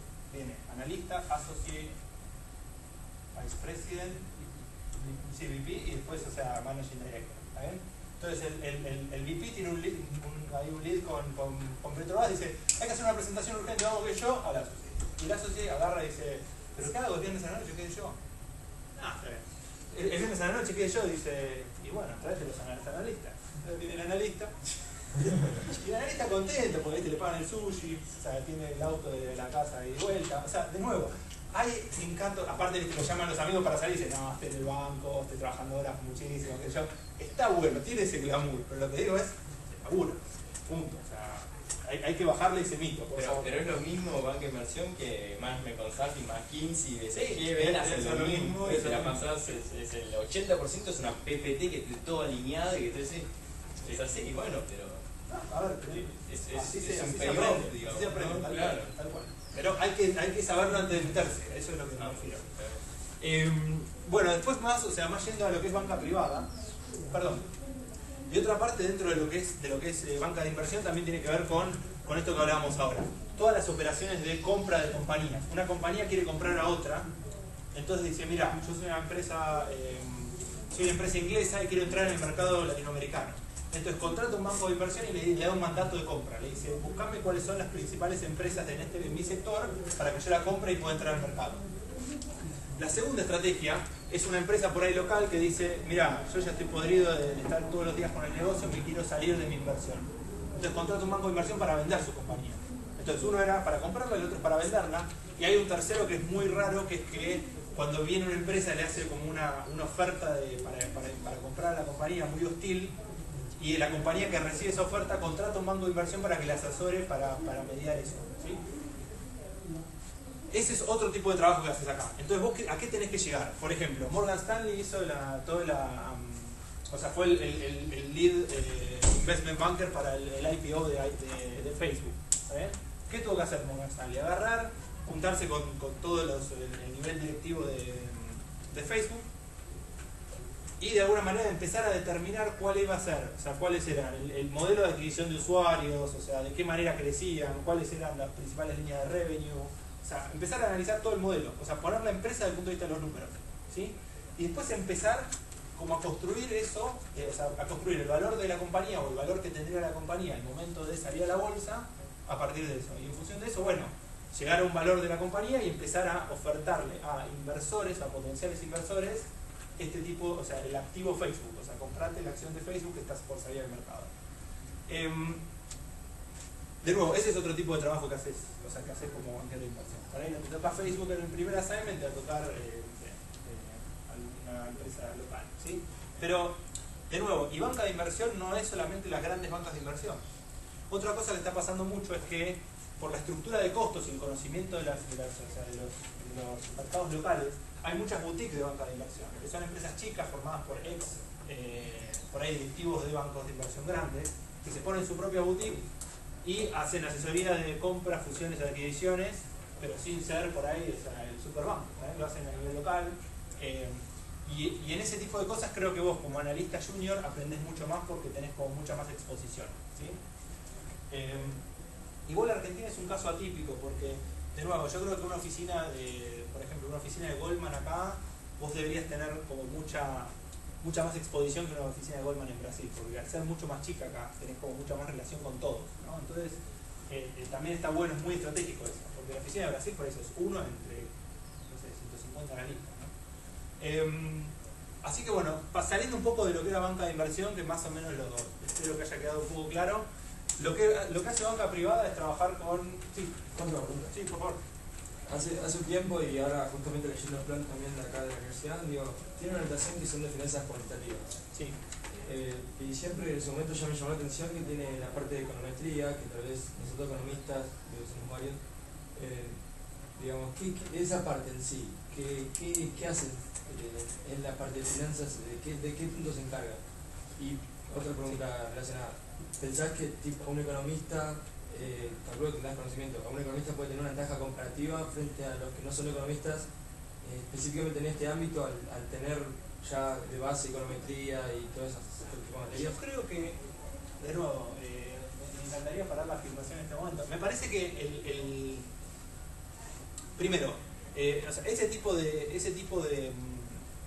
desarrollos dentro de finanzas lo que hacen es primero entender, o sea, correlaciones entre, o sea, distintos activos y el mercado, distintas cosas así. O sea, hacer análisis donde vos compares cómo se comporta una variable en función a otra, ¿está bien? O sea, desde el punto de vista financiero, o sea, así como lo haces para pobreza y, o sea, y PBI, lo haces para esto, ¿está? Pero creo que eso más llevado, y por eso te decía el fuerte interés de matemáticos, físicos, ese tipo de cosas, es que cuando vos haces trading, o sea, cuando tradeas con activos específicos, pero también con derivados, lo que vos tenés es que vos sabés que un activo se comporta entre tal banda y tal banda. Entonces lo que creás es como algoritmos que generan que vos cuando el precio de ese activo se va dentro de un rango y sigue un determinado patrón, vos lo comprás. Y cuando sigue otro patrón, vos lo vendés. O sea, eso cada vez más se está automatizando y ahora son máquinas lo que hacen eso. Pero todos esos modelos fueron, o sea, son desarrollados por pibes que tienen por ahí un enfoque mucho más quant o sea, de la finanza. También, o sea, desde el punto de vista de la administración de riesgo, cuando vos decís, bueno, cuando haces ese value at risk, cuando decís, bueno, ¿cuál es la probabilidad de que yo pierda tanta plata en esta determinada cantidad de tiempo si invierto en esta cartera específica? Todos esos modelos matemáticos, o sea, los manejan por ahí, o sea, son, por ahí así, cuando te lo digo yo suena muy simple, pero son modelos un poco más complejos, de los cuales yo no tuve acceso nunca, así que estoy hablando de lo que aprendí, pero hay una rama interesante para desarrollarse. De nuevo, me parece que un economista tiene mucho más, podría agregar muchísimo más valor desde el punto de vista del research, o sea, de analizar una empresa en un contexto de cómo se comporta la macro de esa empresa. Por ejemplo, si vos estás cubriendo un determinado mercado muy asociado al mercado local, vos como economista podés agregar muchísimo más valor entendiendo cuáles son las variables del mercado, cómo la clase media está creciendo en un determinado país. O sea, por ejemplo, en América Latina tenés un caso muy específico de que la clase media está incrementando ¿cómo se llama? El PIB per cápita, está incrementando su capacidad de consumo, si querés. Y eso está desarrollando toda una serie de inversiones en productos y servicios que van más al mercado interno que a modelos agroexportadores, ¿sí? Entonces, pero vos podés llegar a ese análisis, o podés analizar cómo variables económicas, como decisiones de gobierno respecto a la política monetaria o a temas de ese estilo afectan las decisiones de las empresas y por ende, o sea, de los consumidores y por ende las evaluaciones de las compañías. Creo que un economista puede agregar mucho más valor ahí. Obviamente que como tenés un background más matemático, servís más para un tipo de posición así que un administrador o que un contador. Pero no sé si con un ingeniero o con una persona viniendo acá de instituciones como el ITBA podés ahí tener un poco de... ¿Entendés? O sea, creo que ahí habría que entrar mucho en ver temas técnicos, pero me parece que, o sea, yo por lo menos como administrador le dejaría eso a un ingeniero, o sea, no me metería en ese tipo de cosas, pero entiendo el punto. Lo que sí creo que te podés desarrollar en eso, o sea, son cosas que podés ir aprendiendo, ¿no? O sea, es rocket science, pero no es tanto. Sí, no, porque aparte tenía entendido que de la cantidad de gente que hace la maestría en finanzas, esa rama específica es 1 de cada 10 o 1 de cada 15. También creo que tiene que ver con que el mercado acá no es tan grande. O sea, como que no sé qué salís trabajando acá, porque por lo general esos pibes van a trabajar a hedge funds. O sea, y acá no tenés un mercado así que invierta, que haga ese tipo de análisis financiero tan complejo. No sé, puede ser, por ahí me equivoco, pero lo veo más para un mercado internacional que para un mercado local. Y por ahí para un mercado local lo veo más trabajando, no sé, trabajando en una aseguradora y viendo, o sea, más de actuario, es más de trabajar en una aseguradora y ver, o sea, cuál es la probabilidad de que te hagan un contingent claim sobre algo específico. Creo lo veo más por ese lado, ¿verdad? Lo veo más por, bueno, cuál es la probabilidad de que a mí se rompan los 150.000 autos que tengo asegurados en este periodo de tiempo, ¿entendés? O sea, más por ese lado que por el lado de análisis de evaluación. Pero bueno, pasando un poco entonces, o sea, banca privada refiere a el manejo de activos, o sea, el manejo de dinero de lo que se llama high net worth individuals, o sea, tipos de mucha guita, para traducirlo al criollo, tipos de mucha plata, ¿sí? De nuevo, los bancos tienen como su sección de banca privada y acá lo que haces es más que nada portfolio management, o sea, le manejás, o sea, las inversiones a un grupo de gente que pone en tu banco el dinero para decir, bueno, yo quiero tener una rentabilidad tal y tengo este perfil de riesgo, o sea, no quiero invertir en cosas muy riesgosas. Entonces vos de la banca privada lo que haces es, te juntás con esta gente que por ahí tenés pocos clientes, pero muy específicos y con mucha renta cada uno, y le decís, bueno, yo puedo invertir en esta cosa, tiene como un doble trabajo. Primero lo tenés que educar al inversor, porque por ahí es un inversor que no es sofisticado en los productos. Imagínense ustedes se ganan $1 millón mañana. No tienen idea dónde meterlo. O sea, yo de maestría en finanzas todos los días no tengo idea. ¿Está bien? Entonces lo que digo es, vas y te asesorás con alguien. Ese es un banquero privado. Y el banquero privado te agarra, o sea, por lo general basados en Uruguay, te agarra y te dice, bueno, ¿qué rentabilidad querés tener? La más alta posible. Bueno, ¿para qué riesgo querés correr? Bueno, más o menos te hace un par de preguntas, entienden cuál es tu aversión al riesgo y en función a eso te arman una cartera de inversión específica, ¿sí? Por lo general, cuando recién te sumás a ese tipo de trabajo, vas a estar trabajando más en lo que es el análisis de las inversiones que haces, el tema del portafolio y no tanto de visión con el cliente, y a medida que vas subiendo en la organización, vas teniendo más exposición a los clientes, ¿sí? Bueno, banca de individuos es más banca retail, o sea, es armar productos, o sea, campañas para tarjetas de crédito, ¿está bien? O sea, el super miércoles de Santander, o sea, ese tipo de cosas, ¿sí?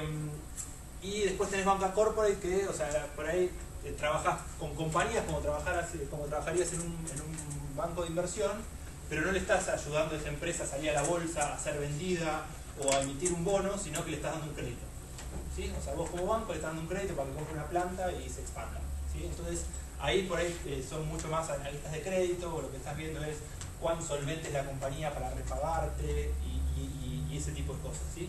De nuevo, empezás en áreas de más de análisis y después te mueves para áreas más de relación con el cliente, ¿sí? Eso cubre un poco lo que es la industria financiera. Después tenés específicamente el área financiera de una compañía, ¿sí? O sea, ¿cuál es la diferencia? La diferencia es que en el área financiera de una compañía, vos,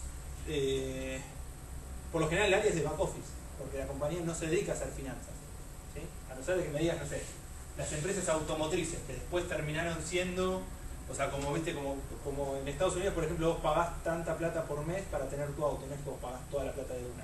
Entonces, o sea, esos flujos de caja como que los van empaquetando y arman como distintos productos financieros, entonces pasa a ser una empresa que básicamente vendía autos a ser una empresa que básicamente da préstamos.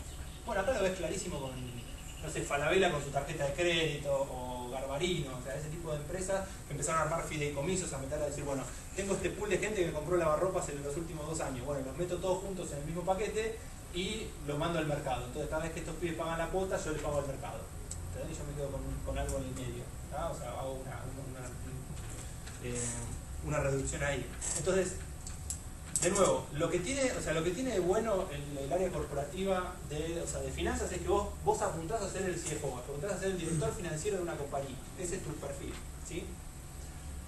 Ese perfil lo que te da es una visión sistémica de cuál es el mercado específico que tu compañía está trabajando, ¿sí? O sea, si es en mi caso era Novartis, que trabajaba en farmacéutica, yo tenía una visión de qué era la industria farmacéutica en Argentina, en el mundo y cómo se desarrollaba, ¿sí? Entonces yo quería ser director financiero ahí, está perfecto. Pero después tenés como áreas específicas que lo que tienen de bueno es que son intercambiables entre industrias.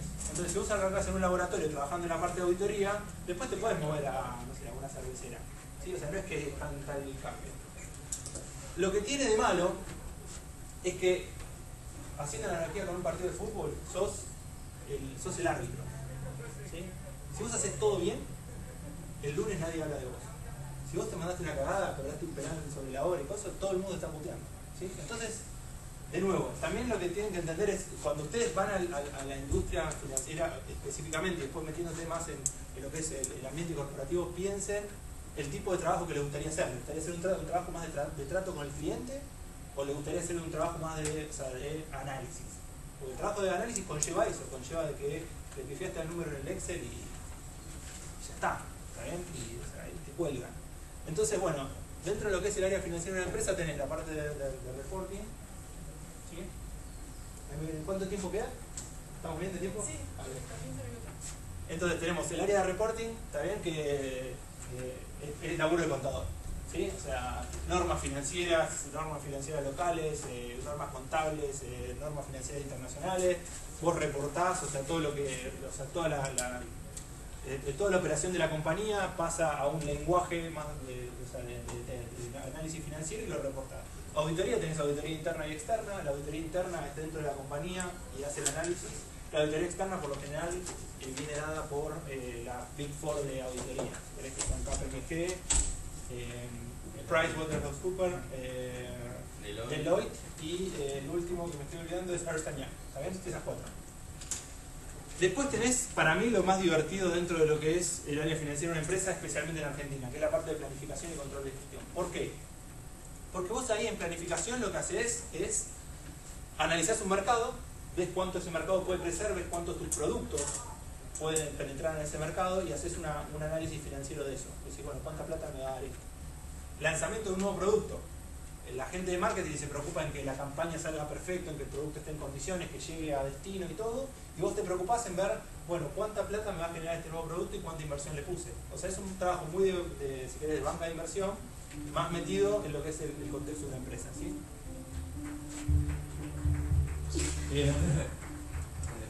Sí, no, o sea, este es un sector aburrido.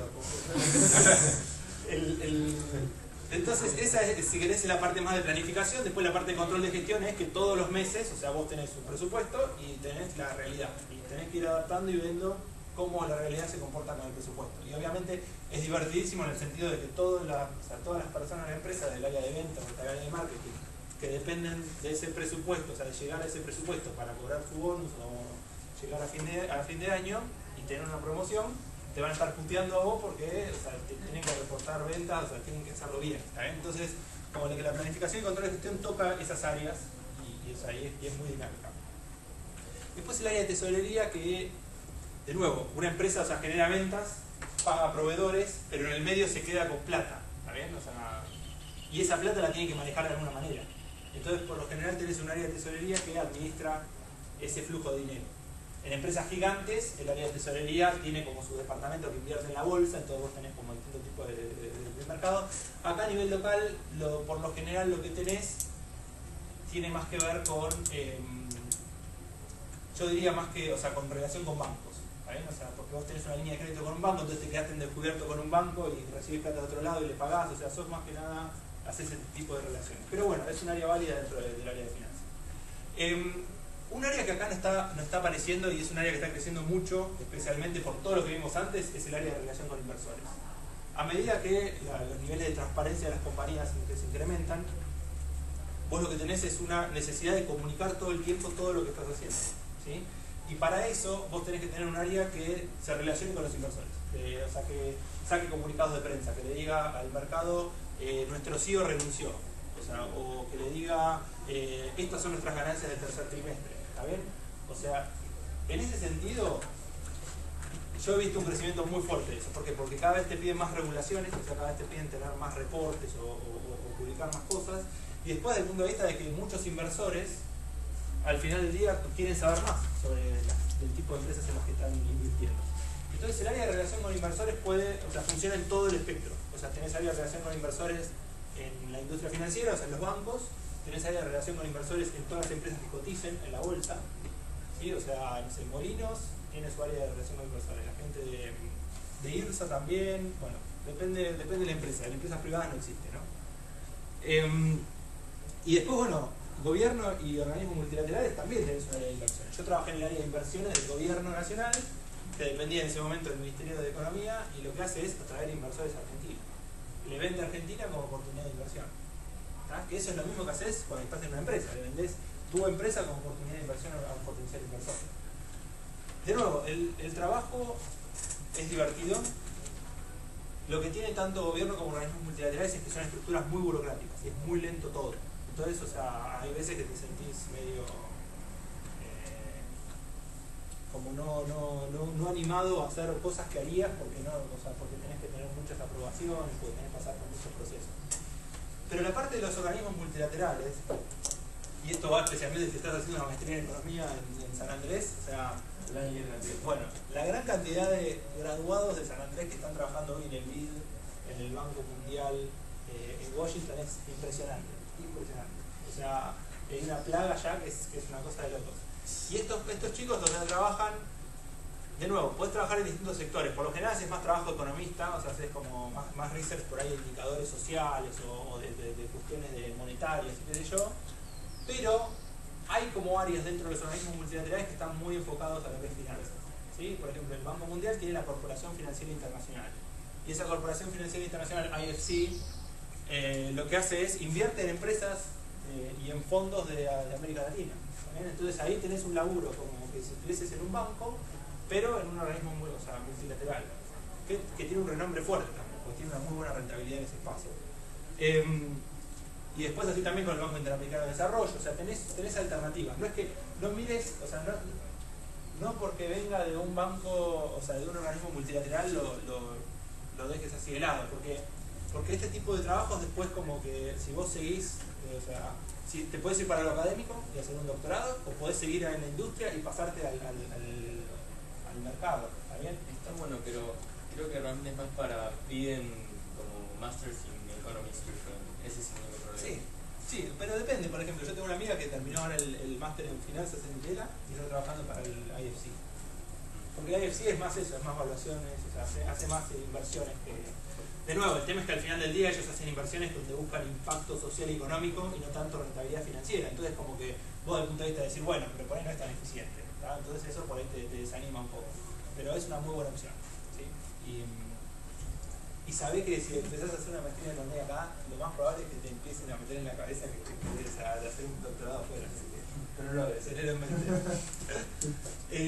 bueno, esto básicamente o sea, son todas las áreas, ¿sí? Entonces, volviendo un poco, recapitulando en 5 segundos, tenemos las cosas que podés hacer en la universidad, ¿está bien? Para empezar a como enfocar tu perfil hacia finanzas, ¿sí?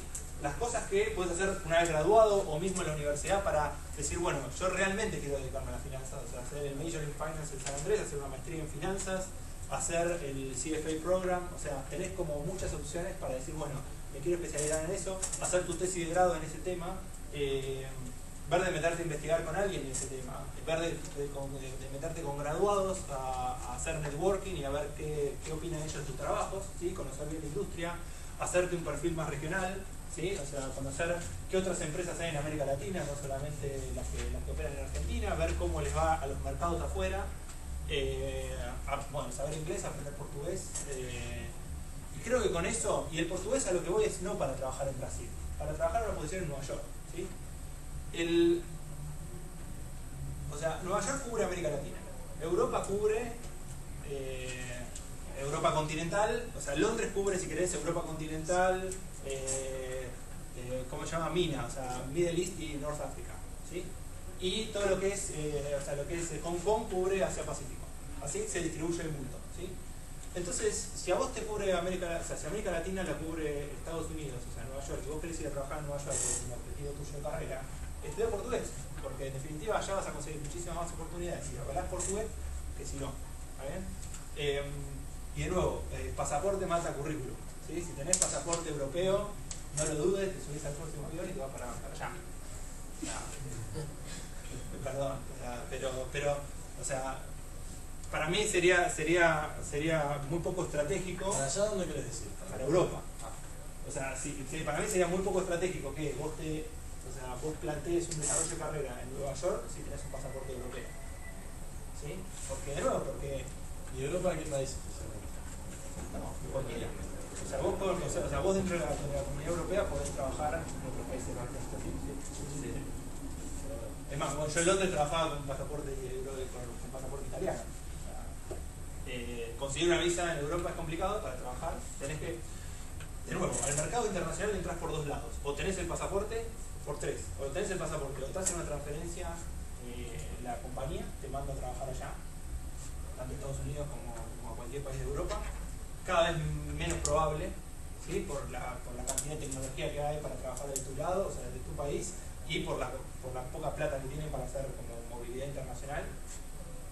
Tercero, por lo académico, vas a hacer un MBA, vas a hacer una maestría y después te dan un plazo de 2 años, o sea, te dan como 2 años de visa para que trabajes y ahí tenés que conseguir un sponsor para que te banque quedarte ahí.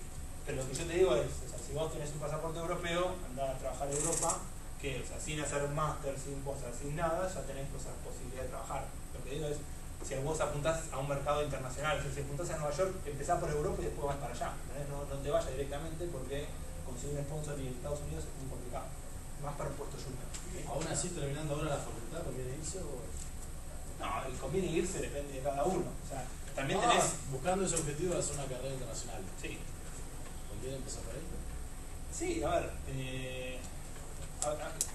el tema es que cada vez tenés menos, o sea, si estuviésemos parados acá hace, no sé, 6 años atrás te digo, metete en un banco grande que tenés altas posibilidades de que te manden. Ahora los programas si querés, de investment banking, o sea, de bancos grandes, o sea, están mandando gente, pero no mandan tanta gente como antes. y es mucho más. Bueno, a ver, acaba de salir creo un pre-analyst program de Goldman Sachs hace 2 días. Vos postulate a eso y después me decís cuánta gente ves en la sala de postulación. Masivo. Andá no sé, las entrevistas de esas de McKinsey o Bain que hacen en estos hoteles así facheros, andá y sentate ahí, son 450.000. Toman a 5 mensuales. Por eso, entonces, de nuevo, creo que ahí, más desde el punto de vista del management, o sea, vos lo que tenés es, vos tenés que diseñar lo que llaman la Blue Ocean Strategy, o sea, la estrategia del océano azul, donde nadie, o sea, donde no hay competidores, ¿sí? Entonces, ¿cómo haces eso? Y bueno, si tenés un pasaporte europeo, tenés una estrategia. Es decir, bueno, yo conozco América Latina, hablo español, con lo cual puedo cubrir Iberia, ¿sí? Te vas a Europa a ver qué onda. ¿Está? Y después de ahí ya tenés un piso mucho más alto para aplicar a una posición en Nueva York. Pero si vos salís desde acá, por ahí tenés que dar un par de años para irte para acá. Entonces, en ese sentido, creo que o sea, lo vería más estratégico por ese lado. De nuevo, después es cada uno. Yo, o sea, tengo compañeros míos allá, o sea, amigos en Nueva York, que cada uno llegó por su medio, ¿no? O sea, tampoco es que está muy bien definido. Lo que vi mucho es, obviamente, el pibe que hizo el programa acá de Investment Bank, que se fue para allá, pero de ahí se lo llevó a la compañía, es súper estructurado. El tema es que entran por ahí, no sé, 5 por año, o menos. ¿Entendés? Es mucho más complicado ese punto. Pero creo que lo académico, o sea, sin lugar a dudas, el hecho de ir a estudiar afuera, hacer una maestría, hacer un MBA, te da también un placement en el trabajo y también te da un reconocimiento a nivel institucional. O sea, si vos lo haces en una universidad buena, tenés, o sea, un puesto asegurado, si querés, ¿sí? O sea, es muy complicado decir, o sea, explicarle a un recruiter en Londres que es el SEMA o que es San Andrés, ¿no? O sea, porque por ahí la piba de la universidad de Polonia más grande, o sea, más importante, está intentando vender lo mismo, ¿entendés? Y tenés como 450 competidores que tienen tu mismo background, ¿está bien? Entonces eso, o sea, creo que la estrategia en un punto es cómo vos te diferenciás, o sea, cómo vos, o sea, generás un background único. Creo que el punto de vista de los emerging markets te da una muy buena, o sea, una muy buena diferenciación, ¿no? O sea, por eso tenés que saber qué está pasando. Creo que ese es o sea, lo más importante. Pero bueno, ¿se tiene alguna pregunta? ¿Algo más así en particular que quieran?